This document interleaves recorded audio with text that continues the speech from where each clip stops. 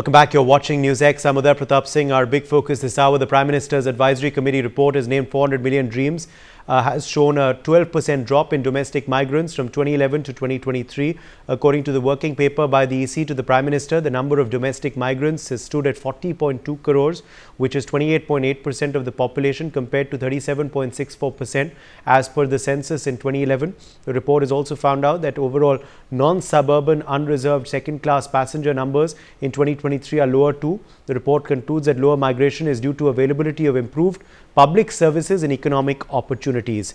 Joining us now live is Venkat Narayan, senior journalist. Mitali Nikore, economist, also joins us live. Sumit Peer, political commentator, is live with us. Monica Verma, international affairs expert, also is live with us on the broadcast. Let me make a start with you first. Sumit Peer, what do you make of these numbers that the report has given out? Well, thank you for having me on your show. The numbers are very encouraging because the first testimony to the fact is that under Modi ji, the roots of development, the roots are reaching to the last man, the last village. Because the urban migration base mainly happens either it's season or mainly for work. Well, the urban migration has fallen by 12%, and if you benchmark it with the population at 201 population and 2024 population, there might be around 10-15% increase in the population. So the number will look to be much bigger. So ideally, we should be talking of it was 40 crores now, we should be talking around 50 crores now, while it has fallen substantially. So that means the people in the villages, the people in the B, C class Ts and the urban pockets are finding, first thing, enough infrastructure there. The IT has reached there, the jobs have reached there, opportunities to earn, rozgar ke avsar, they have reached there. And even if you talk of the public infrastructure, if you talk of the hospitals, if you talk of all the other things which have reached there. There was a time, when everybody will rush to Delhi, Calcutta, Bombay, Madras for anything. Now all those things are gone. Now if you go to the suburban pockets and all, the things have quite stabilized there. That means the plank of Honorable Prime Minister Modi ji, wherein he's saying development of everybody, it is really happening on the ground level, because these are the numbers which talk of that the government schemes have been effective. And look, this all happened in last 10 years, 10, 12 years. The number of 2011 and 2024 last 10-12 saal mein, everything has happened. So it's a testimony to the fact. And when we say that, if you talk of the FDI, we're saying we're getting FDI across all the states. When you talk of the investments, we are saying our investments in the urban sector are more than the rural sector. When we are saying industrialization is happening more in the rural pockets than the urban sectors. And if we are looking at the cost of the living, it is also getting divided. And if you look at today, three important factors.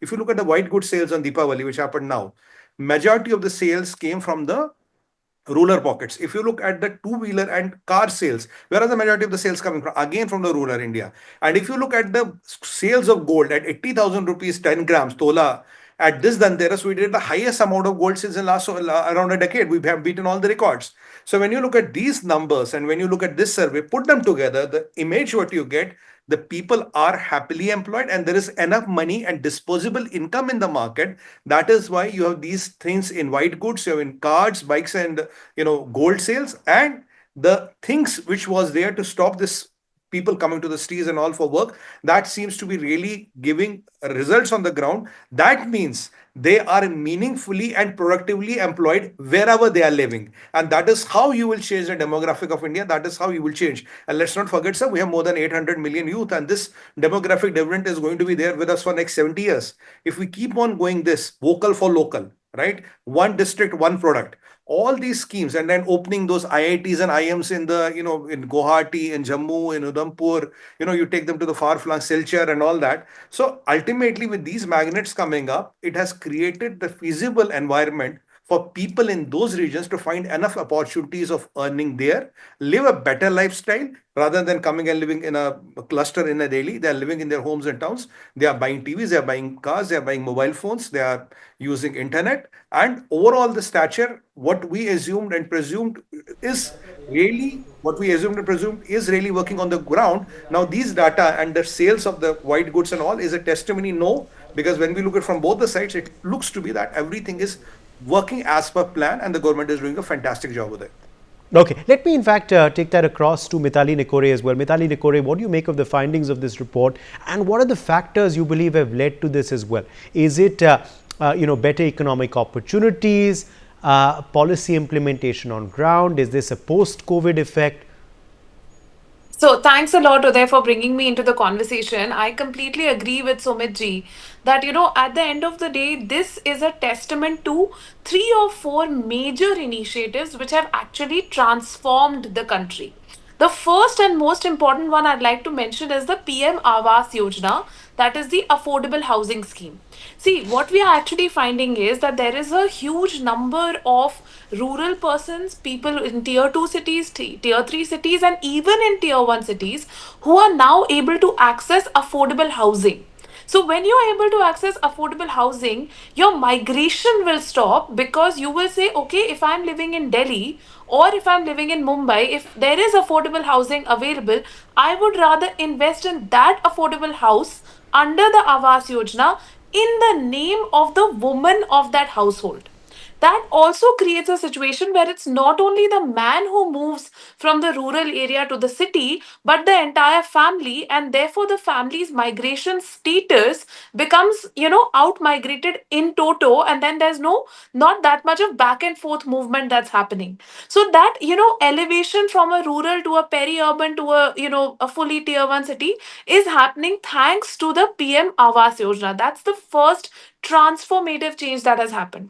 The second thing is with respect to the earning opportunities that are available today because of digital connectivity. As the digital infrastructure has expanded, there are a lot of women and women's groups that we've been interacting with at Nicor Associates, where we talk to them and they tell us, what, we are weaving in our clusters, we are producing our traditional goods, which are, fetching very high rates on e-commerce websites in export markets, and they are doing that from the tier 2, tier 3, and even tier 4 cities, because the logistics infrastructure combined with the digital connectivity has empowered them to that extent that they are able to export from the tier 2, tier 3 cities. So again, there's no reason for migration.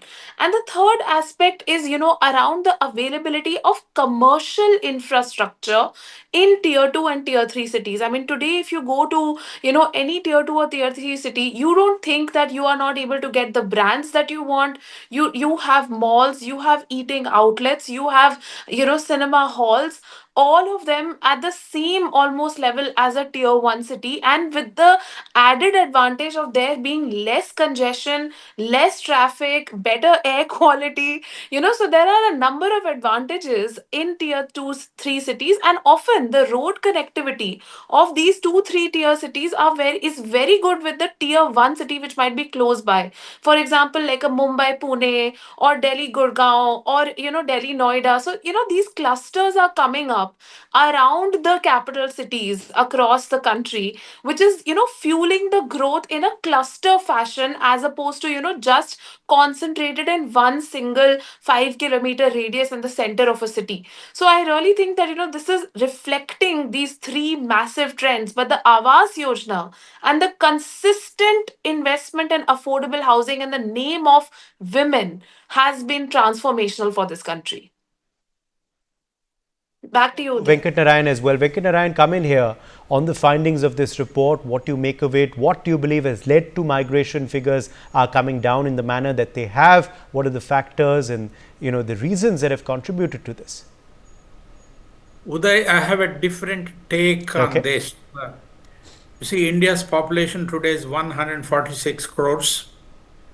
31% of the population is below 18 years of age. 10% of the population is above 60 years of age. So you're talking about 58 crores of people. So you remove them from the 146 crores of population, you have 88 crores of people who are the working population if you take them into account. The fact that even today, there is no denying the fact that there has been tremendous improvement in the past 10 years, infrastructure development and semi-urban areas coming up, and the people may not be flocking to cities as much as they used to. But the fact remains that out of the 87 crore working population, as many as 40 crores of people are still migrating to places other than their districts or native places. And we are talking about 6,64,369 villages. Now, and the fact remains that the government of India is still offering free food rations to 80 crores of people. Is that not an admission of the fact that poverty has not really, decreased the way it should have? That 80 crores of people out of 145 crores of people still need free rations to survive in this country. These are some of the general questions. I would like answers from our friends Sumit and Mitali and Monica. Uday? Venkat, giving an alternative point of view there. Sumit, why don't you respond quickly? Look, when you talk of the macroeconomical parameters, what do you look at it? You look at the CPI, CPM, you look at GDP, you look at PPP, GDP by absolute GDP and PPP. So all are increasing. When you look at the sale of white goods, you look at the sale of gold, you look at the consumption pattern of the country, everything is increasing. You look at the cost of the internet and you look at the how much internet usage we are doing. So everything is cost of mobile phones, cost of living, everything. Now the question is, what sir asked, why are 80 crore people given this free rations? Let me tell you, sir, we have just moved 25 crore, 250 million people from that below poverty line. Now, when you move people up from below poverty line, you have to give them some sustenance for a, let's say, 12 months, 24 months period so that they don't go back into that poverty line. One is that. Second thing is, when this was given, we produce 40% of the total food of the world. India produces as on date. Half of the world gets food from us, and 203 countries get medicines from us. Wherein America has the biggest market, which has 30% of the market share. Just to putting the things in perspective. Now, another thing which is here, sir, in our FCI godowns, we had 6 times the food which the country must require for PDS schemes. We had 6 times the food procured. Millions of grains of food was getting rotten, eaten by rodents, and they was getting rotten. So you were just giving them to those alcohol manufacturers. They will use it to convert into molasses. So there was a consensus. Why don't we increase this people rather than rats and molasses and food getting rotten and birds eating it? Why don't we give it to the people and help the country and bring the nutritional level up of the country? So with that logic, and after having pulled 25 crore people from the abject poverty or the below poverty line, we wanted to give them. Today, this country has, sir, 3 times the size of middle class, at least twice the middle class than the population of United States of America. Our middle class is 70 crores and United States population is around 35 crores. And we are the country which is adding the middle class at the highest level. So today, the people who are below the poverty line are hardly 9%. Now, with these schemes going on, we don't only want to elevate the people above the poverty line, we don't want to make sure they don't go below the poverty line and also increase their purchase power parity. If they don't look in the lower classes, 30 to 40% of the income goes for food. If you are able to take care of the food and other things, the disposable income they have, they will spend on other things, which helps the economy to grow. That is why you are seeing white goods, you are seeing scooters, you are seeing these motorcycles, you are seeing cycles, and you are seeing gold getting sold across the length and breadth of India. Even it is 80,000 rupees a tola. These are the precise reasons why it is done, because the disposable income with that will again come back to economy, and we are able to take care of the food and not rot it, and even not let rodents and flies eat away with it, and not let the people who make alcohol getting richer at the cost of the at the cost of the produce which we have procured from the MSP and all. So it's a productive utilization of the resources of the country. That is how I look at it, sir. I've given you all the facts and figures and data around it. Uday. Okay, let me in fact take that to Mitali Nikore as well. Mitali Nikore, do we expect in the next few years the numbers to further come down, the statistic to further come down, or do you believe that this was something that happened perhaps around the COVID time and also happened, of course, due to some immediate policy implementations and perhaps could reverse in the next few years?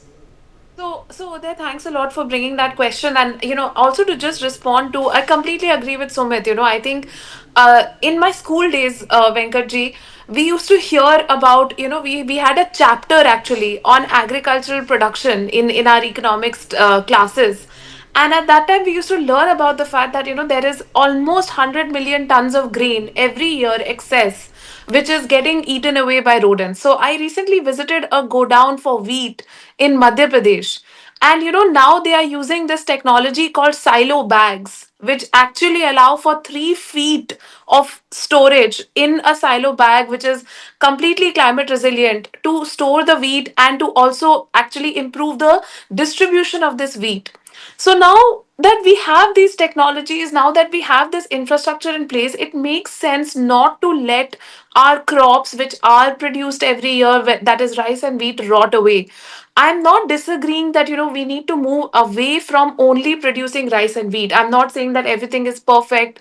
At the end of the day, we also know that we need crop diversification. We need incentives for our farmers to move into a crop production which is higher value, so that they can earn more and they can earn also have diets which are more diversified. So there's no question about that.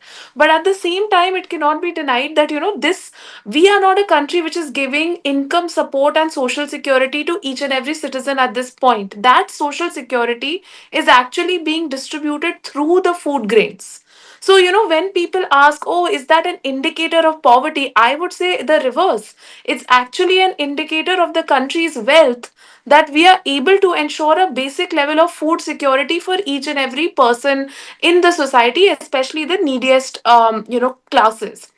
I think, Uday, to answer your question on where do we see these migration trends going, I would actually say it depends a lot on gender dynamics, because when you slice and dice this data, you will find that nearly 70% of the migrants are actually women in this data. And why does that happen?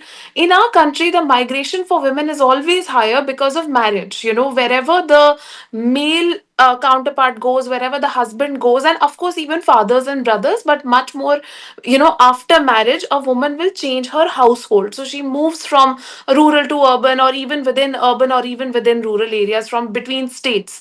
So I feel that a lot of this dynamic around the migration trends will depend on how much men are willing to move with women when they get employment. So a lot of it is actually to do with the female labor force participation rate and the kind of opportunities and job opportunities we can ensure for women in the next decade, so that as women are coming up in the economy, as women are able to earn more and more and contribute to the household income more and more, we'll start to see decision making which is very different from the current trends. But I don't expect that the amount of rural urban migration that is currently happening to reduce much further.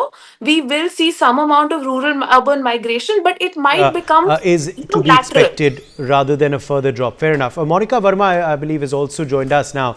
Let me quickly draw her in. Monica Verma, to these figures and the report's findings, what do you make of this, and what are the factors you attribute this to?